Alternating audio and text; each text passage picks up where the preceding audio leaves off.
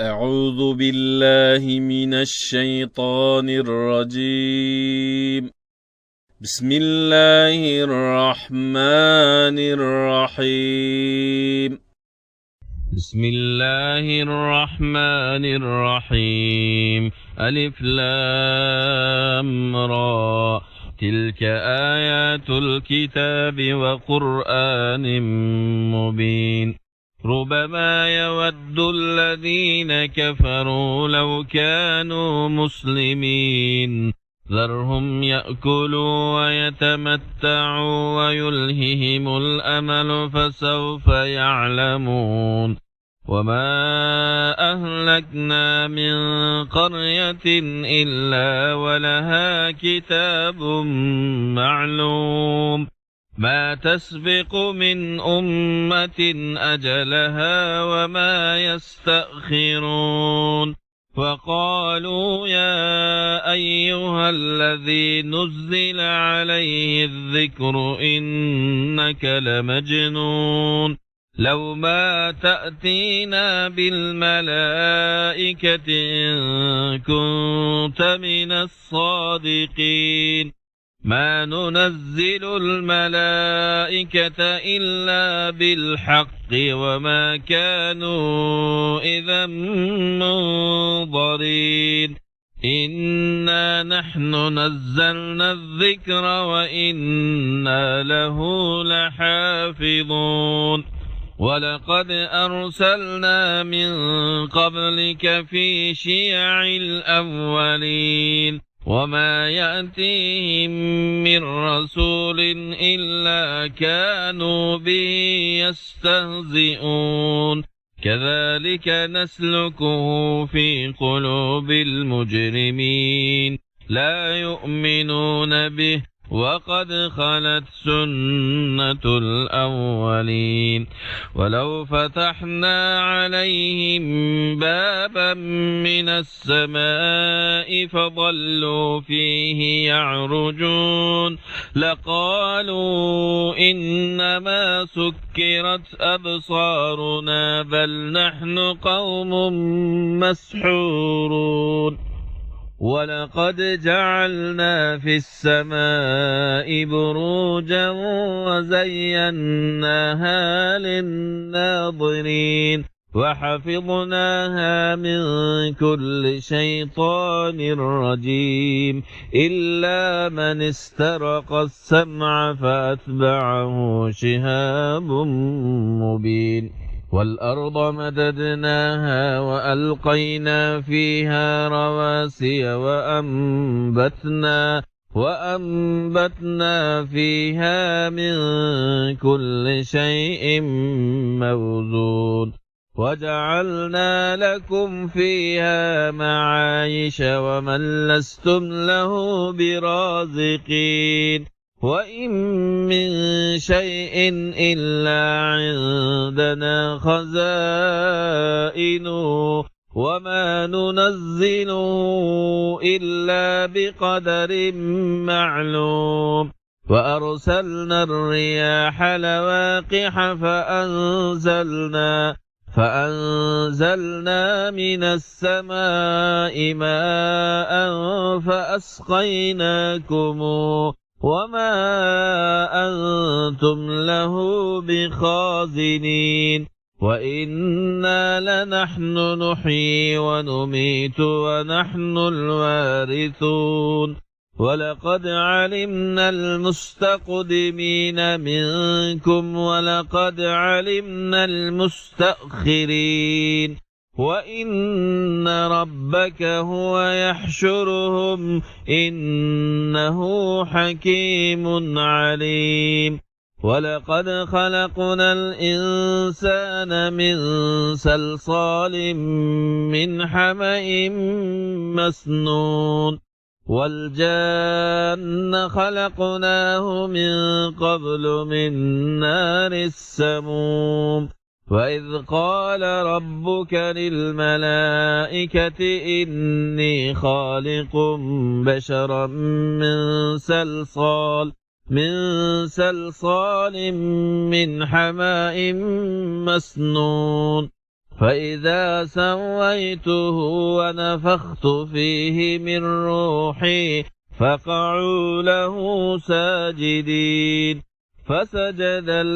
الملائكة كلهم أجمعون إلا إبليس أبى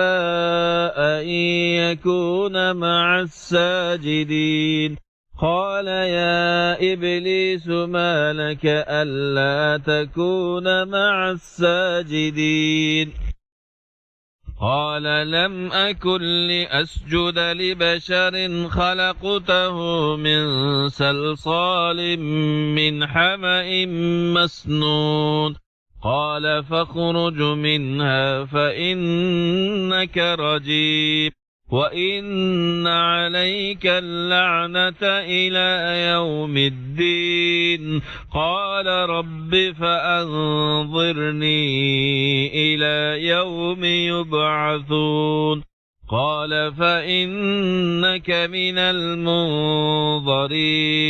إلى يوم الوقت المعلوم قال رب بما أغويتني لأزينن لهم في الأرض ولأغوينهم أجمعين إلا عبادك منهم المخلصين قال هذا صراط علي مستقيم إن عبادي ليس لك عليهم سلطان إلا من اتبعك من الغاوين وإن جهنم لموعدهم أجمعين لها 7 أبواب لكل باب منهم جزء مقسوم إن المتقين في جنات وعيون ادخلوها بسلام آمنين ونزعنا ما في صدورهم من غل إخوانا على سرر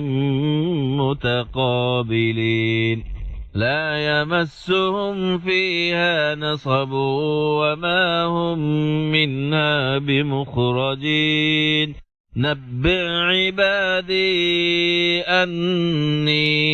أنا الغفور الرحيم وأن عذابي هو العذاب الأليم ونبئهم عن ضيف إبراهيم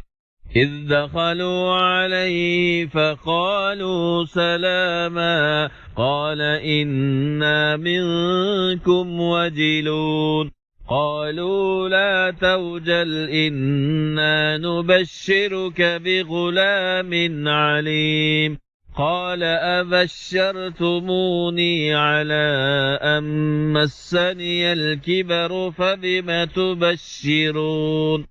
قالوا بشرناك بالحق فلا تكن من القانطين قال ومن يقنط من رحمة ربه إلا الضالون قال فما خطبكم أيها المرسلون قالوا إنا أرسلنا إلى قوم مجرمين إلا آل لوط إنا لمنجوهم أجمعين إلا امرأته قدرناها إنها لمن الغابرين فلما جاء لوط المرسلون قال إنكم قوم منكرون قالوا بل جئناك بما كانوا فيه يمترون وأتيناك بالحق وإنا لصادقون فأسر بأهلك بقطع من الليل واتبع أدبارهم ولا يلتفت منكم أحد وامضوا حيث تؤمرون وقضينا إليه ذلك الأمر أن دابر هؤلاء مقطوع مصبحين وجاء أهل المدينة يستبشرون قال إن هؤلاء ضيفي فلا تفضحون واتقوا الله ولا تخزون قالوا أولم ننهك عن العالمين قال هؤلاء بناتي إن كنتم فاعلين لعمرك إنهم لفي سكرتهم يعمهون فأخذتهم الصيحة مشرقين فجعلنا عاليها سافلها وأمطرنا عليهم حجارة من سجيل إن في ذلك لآيات للمتوسمين وإنها لبسبيل مقيم إن في ذلك لآية للمؤمنين وإن كان أصحاب الأيكة لظالمين فانتقمنا منهم وإنهما لبإمام مبين ولقد كذب أصحاب الحجر المرسلين وآتيناهم آياتنا فكانوا عنها معرضين وكانوا ينحتون من الجبال بيوتا آمنين فأخذتهم الصيحة مصبحين فما أغنى عنهم ما كانوا يكسبون وما خلقنا السماوات والأرض وما بينهما إلا بالحق وإن الساعة لآتية فاصفح الصفح الجميل إن ربك هو الخلاق العليم ولقد آتيناك 7 من المثاني والقرآن العظيم لا تمدن عينيك إلى ما متعنا به أزواجا منهم ولا تحزن عليهم واخفض جناحك للمؤمنين وقل إني أنا النذير المبين كما أنزلنا على المقتسمين الذين جعلوا القرآن عضين فوربك لنسألنهم أجمعين عما كانوا يعملون فاصدع بما تؤمر وأعرض عن المشركين إنا كفيناك المستهزئين الذين يجعلون مع الله إلها آخر فسوف يعلمون ولقد نعلم أنك يضيق صدرك بما يقولون فسبح بحمد ربك وكن من الساجدين واعبد ربك حتى يأتيك اليقين صدق الله العظيم. Kur'an-ı Kerim ebti tale. بسم الله الرحمن الرحيم أتى أمر الله فلا تستعجلوه سبحانه وتعالى عما يشركون ينزل الملائكة بالروح من أمره على من يشاء من عباده أن أنذروا أنه لا إله إلا أنا فاتقون خلق السماوات والأرض بالحق تعالى عما يشركون خلق الإنسان من نطفة فإذا هو خصيم مبين والأنعام خلقها لكم فيها دفع ومنافع والأنعام خلقها لكم فيها دفع ومنافع ومنها تأكلون ولكم فيها جمال حين تريحون وحين تسرحون وتحمل أثقالكم إلى بلد لم تكونوا بالغيه إلا بشق الأنفس إن ربكم لرؤوف رحيم والخيل والبغال والحمير لتركبوها وزينة ويخلق ما لا تعلمون وعلى الله قصد السبيل ومنها جائر ولو شاء لهداكم أجمعين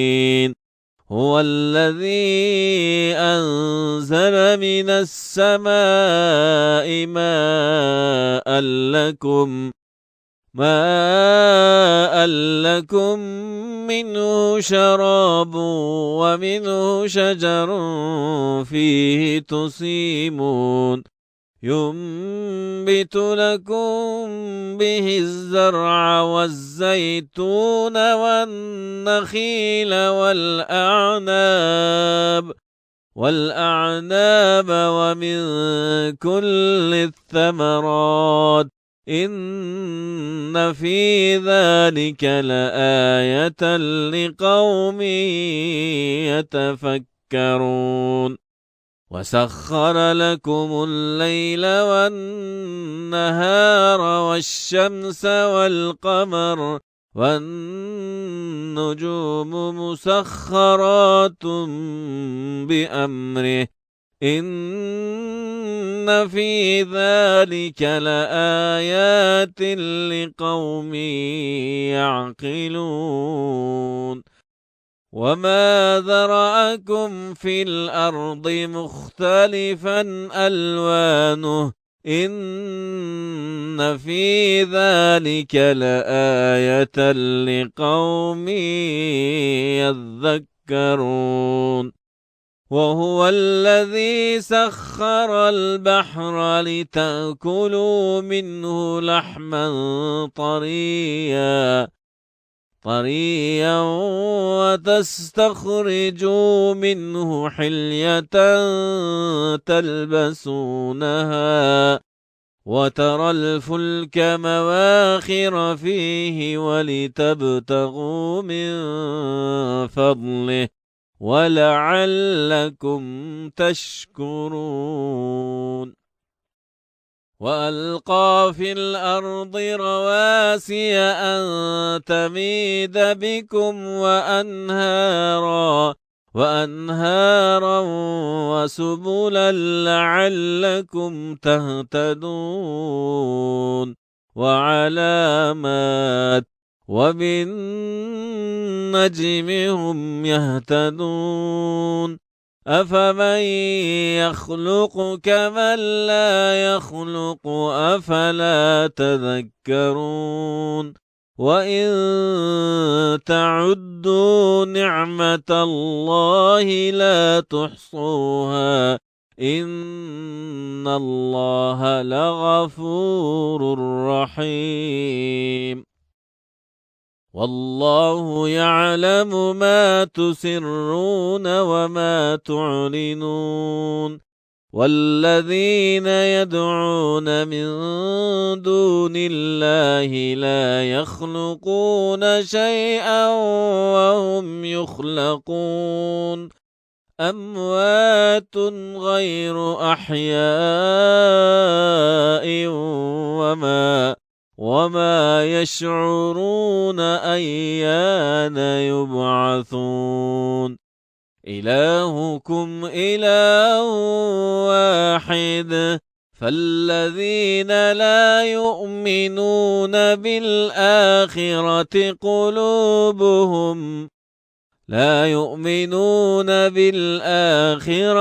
قلوبهم منكرة وهم مستكبرون لا جرم أن الله يعلم ما يسرون وما يعلنون إنه لا يحب المستكبرين وإذا قيل لهم ماذا أنزل ربكم قالوا أساطير الأولين ليحملوا أوزارهم كاملة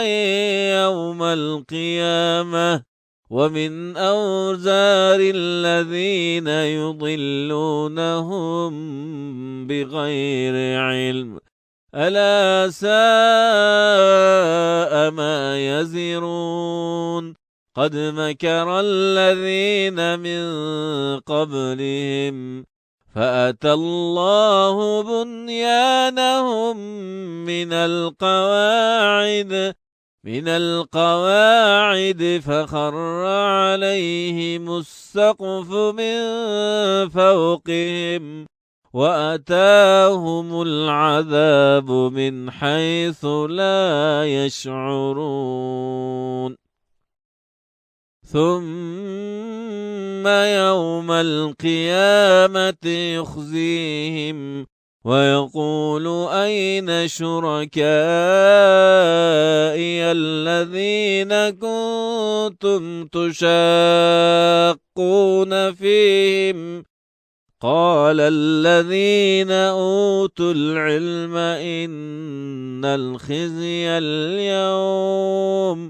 إن خزي اليوم والسوء على الكافرين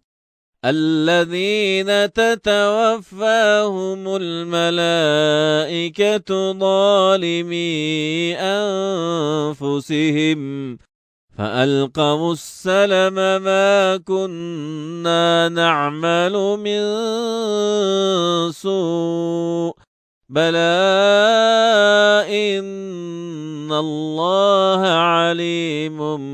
بما كنتم تعملون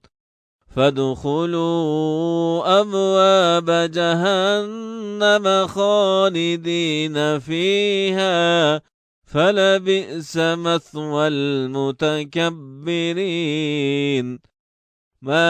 وقيل للذين اتقوا ماذا أنزل ربكم قالوا خيرا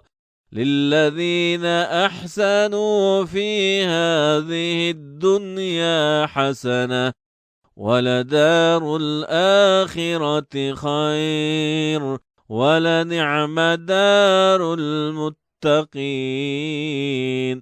جنات عدن يدخلونها تجري من تحتها الأنهار لهم فيها ما يشاءون كذلك يجزي الله المتقين الذين تتوفاهم الملائكة طيبين يقولون سلام عليكم ادخلوا الجنة بما كنتم تعملون هل ينظرون إلا أن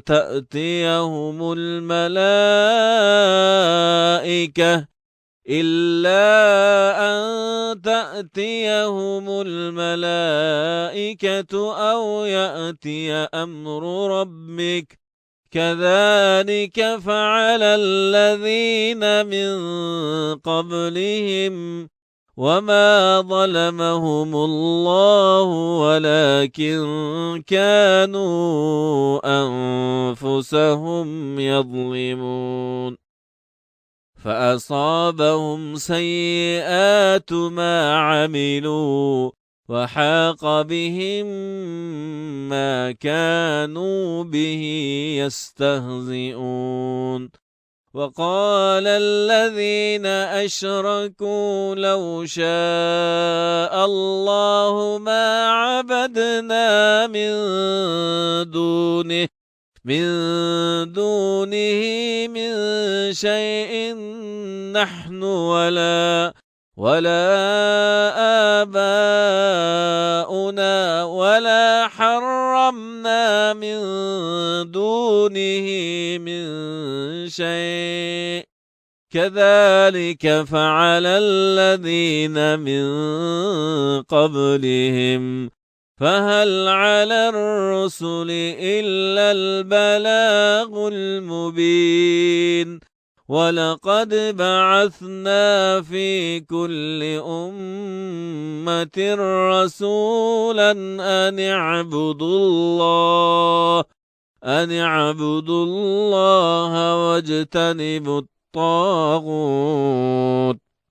فمنهم من هدى الله ومنهم من حقت عليه الضلالة فسيروا في الأرض فانظروا كيف كان عاقبة المكذبين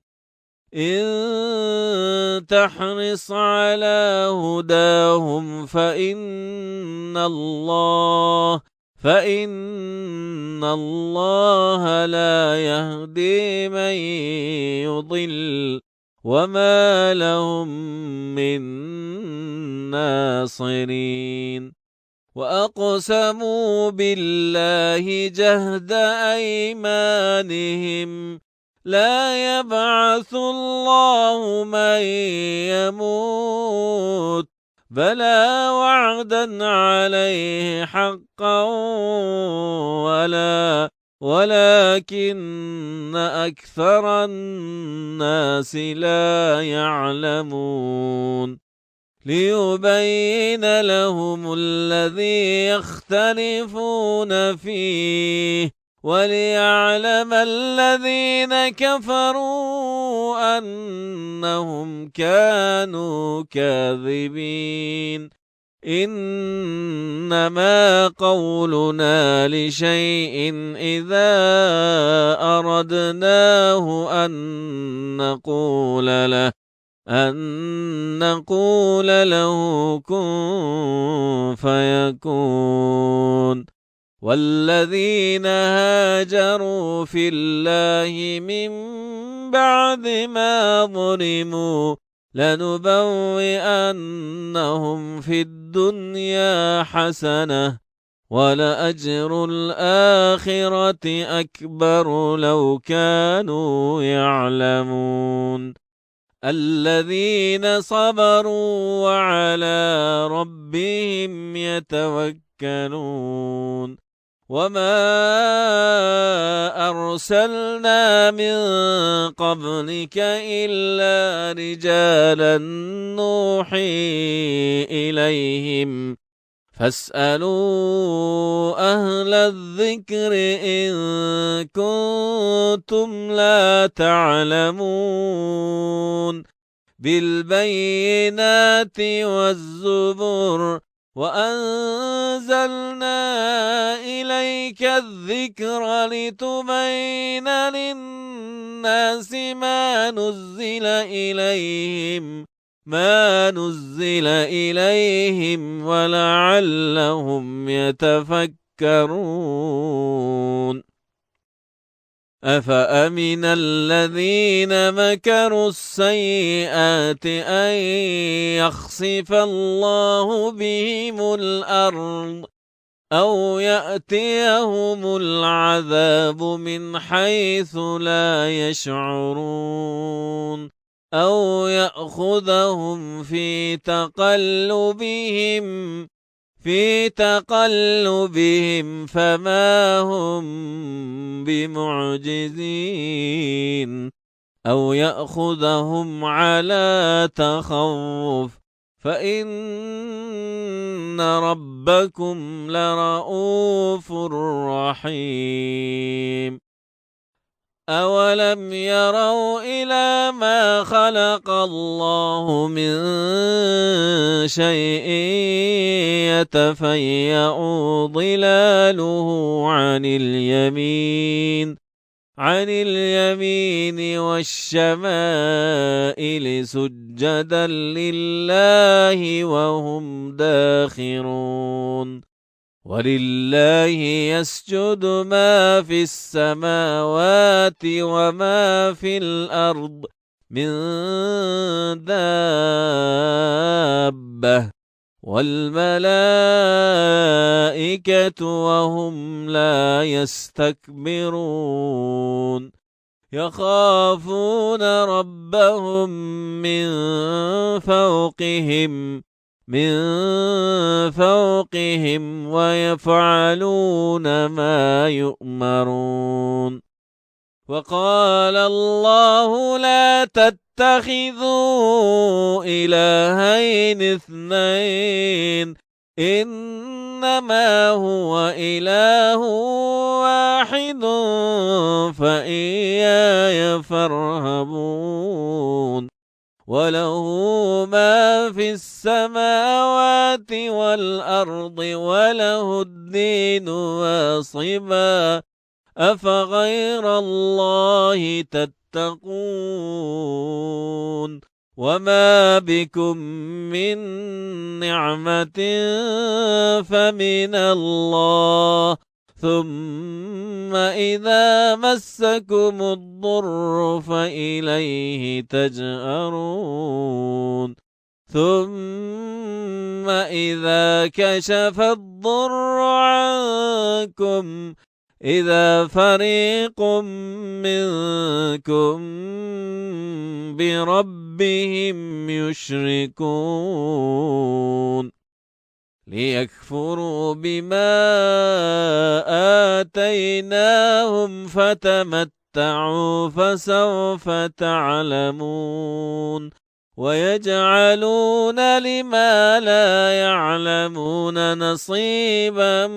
مما رزقناهم تالله لتسألن عما كنتم تفترون ويجعلون لله البنات سبحانه ولهم ما يشتهون وإذا بشر أحدهم بالأنثى ظل وجهه مسودا وهو كظيم يتوارى من القوم من سوء ما بشر به أيمسكه على هون أم يدسه في التراب ألا ساء ما يحكمون للذين لا يؤمنون بالآخرة مثل السوء ولله المثل الأعلى وهو العزيز الحكيم ولو يؤاخذ الله الناس بظلمهم ما ترك عليها من دابة ولكن يؤخرهم إلى أجل مسمى فإذا جاء أجلهم لا يستأخرون ساعة ولا يستقدمون ويجعلون لله ما يكرهون وتصف ألسنتهم الكذب أن لهم الحسنى لا جرم أن لهم النار وأنهم مفرطون تالله لقد أرسلنا إلى من قبلك فزين لهم الشيطان أعمالهم فهو وليهم اليوم ولهم عذاب أليم وما أنزلنا عليك الكتاب إلا لتبين لهم الذي اختلفوا فيه وهدى ورحمة لقوم يؤمنون والله أنزل من السماء ماء فأحيا به الأرض بعد موتها إن في ذلك لآية لقوم يسمعون وإن لكم في الأنعام لعبرة نسقيكم مما في بطونه من بين فرث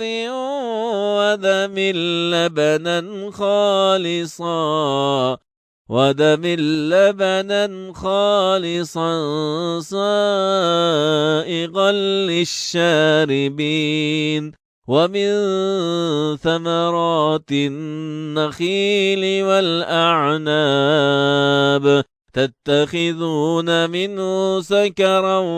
ورزقا حسنا إن في ذلك لآية لقوم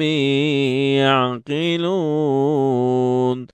وأوحى ربك إلى النحل أن اتخذي من الجبال بيوتا ومن الشجر ومما يعرشون ثم كلي من كل الثمرات فاسلكي سبل ربك ذللا يخرج من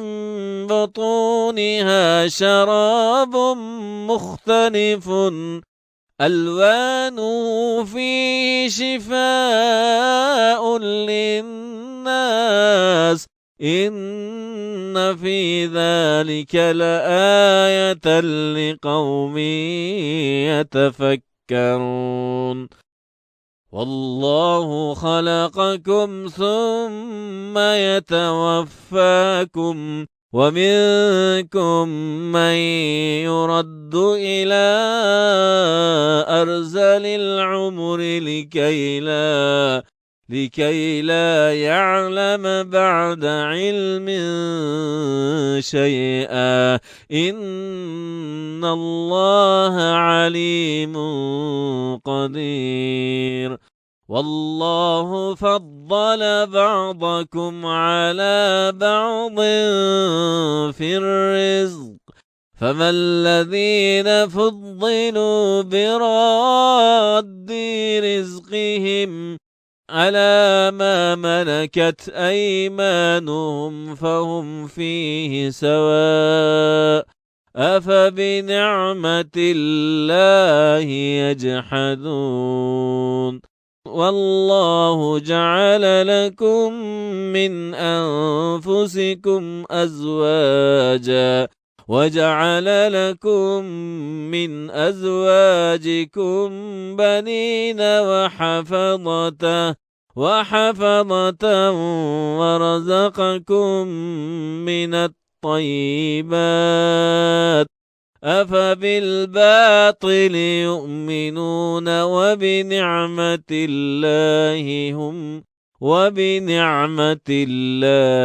هم يكفرون ويعبدون من دون الله ما لا يملك لهم رزقا من السماوات والأرض شيئا ولا يستطيعون فلا تضربوا لله الأمثال إن الله يعلم وأنتم لا تعلمون ضرب الله مثلا عبدا مملوكا لا يقدر على شيء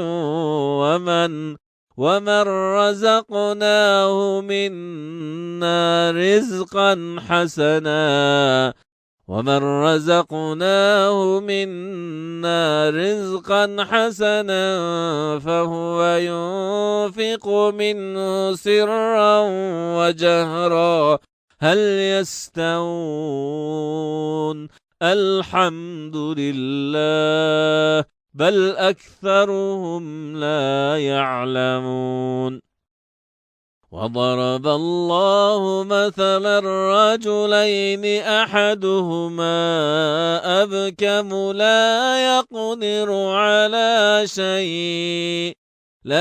يقدر على شيء وهو كل على مولاه أينما يوجهه لا يأتي بخير هل يستوي هو ومن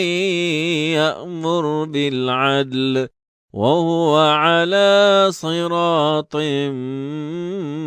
مستقيم ولله غيب السماوات والأرض وما أمر الساعة إلا كلمح البصر أو هو أقرب إن الله على كل شيء قدير والله أخرجكم من بطون أمهاتكم لا تعلمون شيئا وجعل لكم السمع والأبصار والأفئدة لعلكم تشكرون ألم يروا إلى الطير مسخرات في جو السماء ما يمسكهن إلا الله إن في ذلك لآيات لقوم يؤمنون والله جعل لكم من بيوتكم سكنا وجعل لكم من جلود الأنعام بيوتا تستخفونها يوم ظعنكم ويوم إقامتكم ومن أصوافها وأوبارها وأشعارها أثاثا ومتاعا إلى حين والله جعل لكم مما خلق ظلالا وجعل لكم من الجبال أكنانا وجعل لكم سرابيل تقيكم الحر وسرابيل تقيكم بأسكم كذلك يتم نعمته عليكم لعلكم تسلمون فإن تولوا فإنما عليك البلاغ المبين يعرفون نعمة الله ثم ينكرونها وأكثرهم الكافرون ويوم نبعث من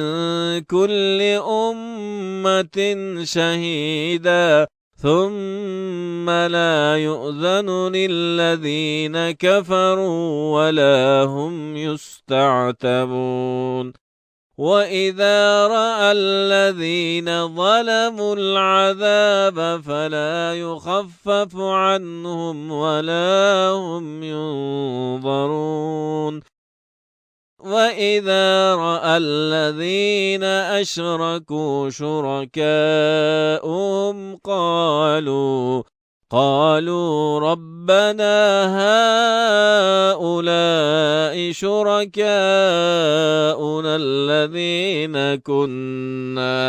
الذين كنا ندعو من دونك فألقوا إليهم القول إنهم لكاذبون وألقوا إلى الله يومئذ السلم وضل عنهم ما كانوا يفترون الذين كفروا وصدوا عن سبيل الله زدناهم عذابا فوق العذاب بما كانوا يفسدون ويوم نبعث من كل أمة شهيدا عليهم من أنفسهم وجئنا بك شهيدا على هؤلاء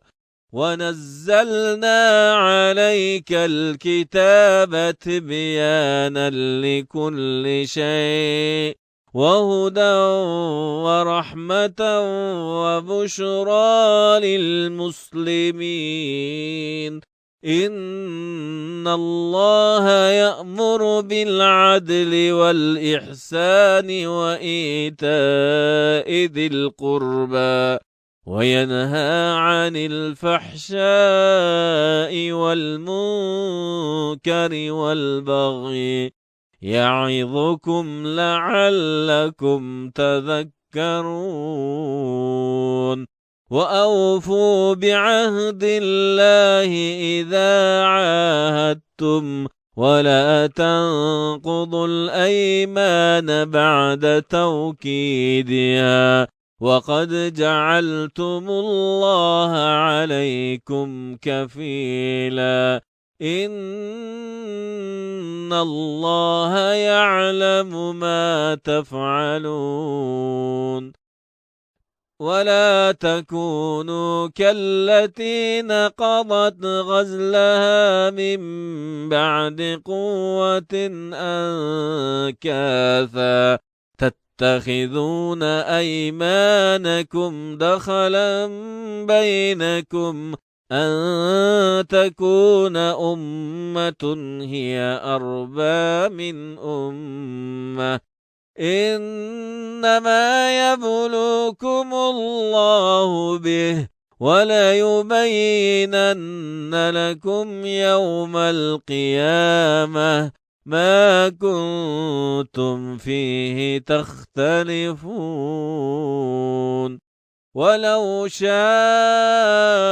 الله لجعلكم أمة واحدة ولكن يضل من يشاء ويهدي من يشاء ولتسألن عما كنتم تعملون ولا تتخذوا أيمانكم دخلا بينكم فتذل قدم بعد ثبوتها وتذوقوا السوء بما صددتم عن سبيل الله ولكم عذاب عظيم ولا تشتروا بعهد الله ثمنا قليلا إنما عند الله هو خير لكم إن كنتم تعلمون ما عندكم ينفد وما عند الله باق ولنجزين الذين صبروا أجرهم بأحسن ما كانوا يعملون من عمل صالحا من ذكر أو أنثى وهو مؤمن فلنحيينه حياة طيبة ولنجزينهم أجرهم بأحسن ما كانوا يعملون فإذا قرأت القرآن فاستعذ بالله من الشيطان الرجيم إنه ليس له سلطان على الذين آمنوا وعلى ربهم يتوكلون إنما سلطانه على الذين يتولونه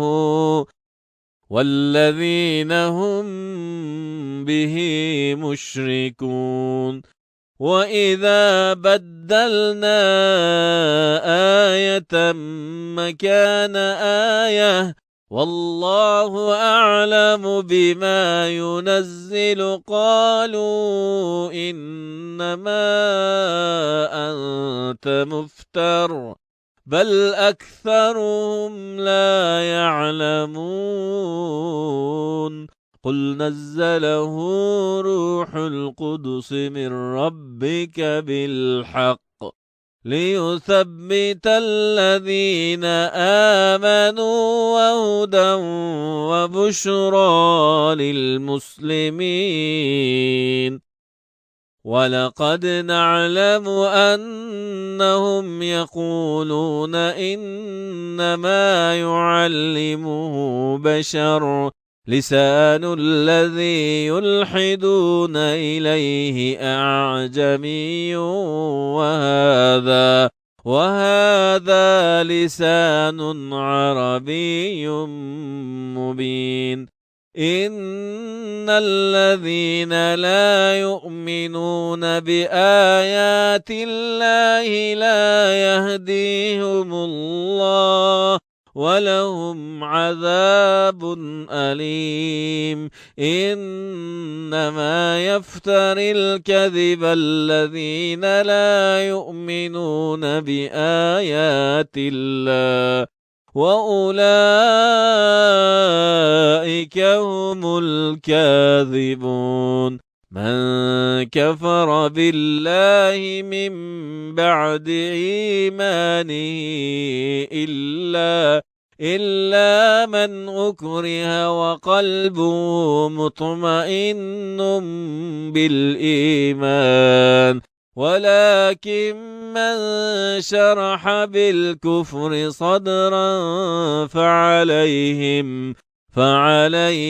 غضب من الله ولهم عذاب عظيم ذلك بأنهم استحبوا الحياة الدنيا على الآخرة وأن الله لا يهدي القوم الكافرين أولئك الذين طبع الله على قلوبهم وسمعهم وأبصارهم وأولئك هم الغافلون لا جرم أنهم في الآخرة هم الخاسرون ثم إن ربك للذين هاجروا من بعد ما فتنوا ثم جاهدوا وصبروا إن ربك من بعدها لغفور رحيم يوم تأتي كل نفس تجادل عن نفسها وتوفى كل نفس ما عملت وهم لا يظلمون وضرب الله مثلا قرية كانت آمنة مطمئنة يأتيها رزقها رغدا من كل مكان فكفرت بأنعم الله فأذاقها الله لباس الجوع والخوف بما كانوا يصنعون ولقد جاءهم رسول منهم فكذبوه فأخذهم العذاب وهم ظالمون ولقد جاءهم رسول منهم فكذبوه فأخذهم العذاب وهم ظالمون فكلوا مما رزقكم الله حلالا طيبا